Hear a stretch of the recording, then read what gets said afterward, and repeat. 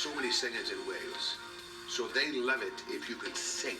And that's what got me through those workingmen's clubs and dance halls, because I've got this big voice, so they understand that.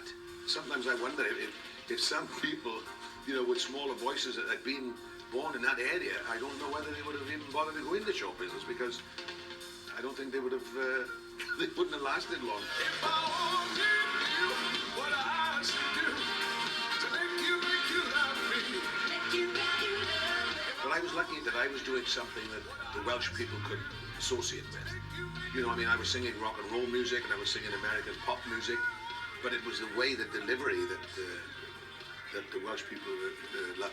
Make you love me.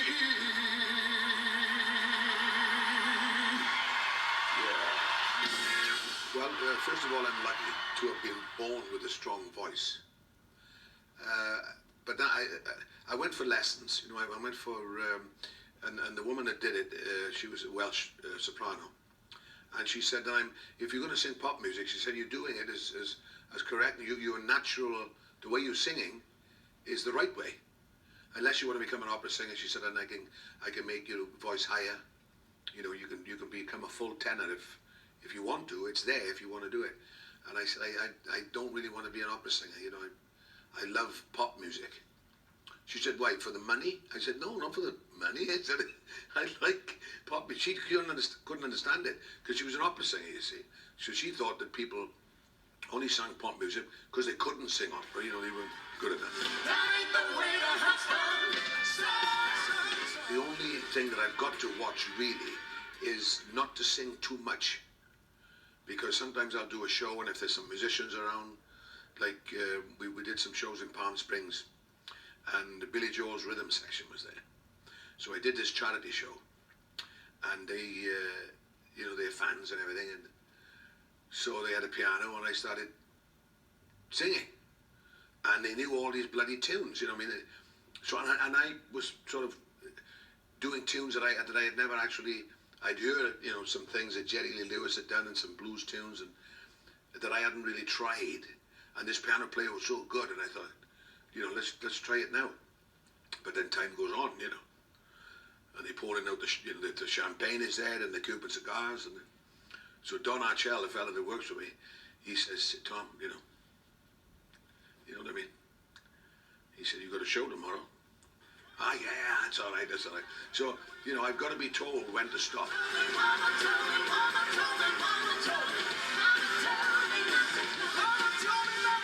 When I first started singing in pubs and clubs, they didn't have microphones. And if they did, they didn't want to use them. I remember when I was in the Wood Road Club, there was a fella they called Glennog Evans. And he was a big fella, a rugby player. And he had a big voice. So we would be there on a Sunday night, and there was a microphone then. You know, later on they got the mic. But when he got up there, he would put that microphone as far away as possible, just to let everybody in that club know, I am not using amplification. So they said, well, let's open the windows, Glenn, because maybe they want to listen to you in the Fifth Welsh on the Broadway. You know what I mean? Which was quite a way away. But he used to sing My Mother's Eyes. You know, and the fella had such a great way with him, because we would make a bit of fun of him. Oh, let's have My Mother's Eyes, Glenn. Yeah, let's have that. Well, by the time he finished it, we'd all be crying. You know what I mean? The man did it so well. So those were the kind of fellas that if I went into a pub by my, you know, not with my guitar or you know, with my band, if I was just there by myself, I had to be able to sing, you know what I mean, and sing stuff that they could understand. And you know, Glennog Evans was one of those fellas.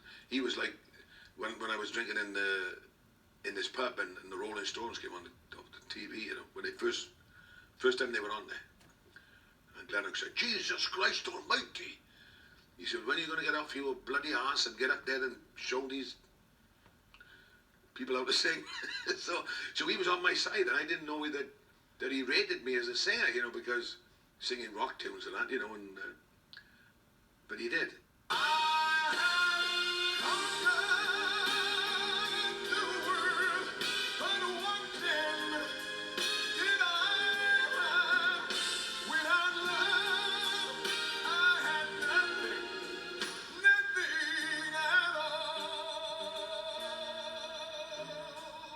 when I was a kid, people would say, "Oh, you should have heard your grandfather sing. You know, he had a great voice."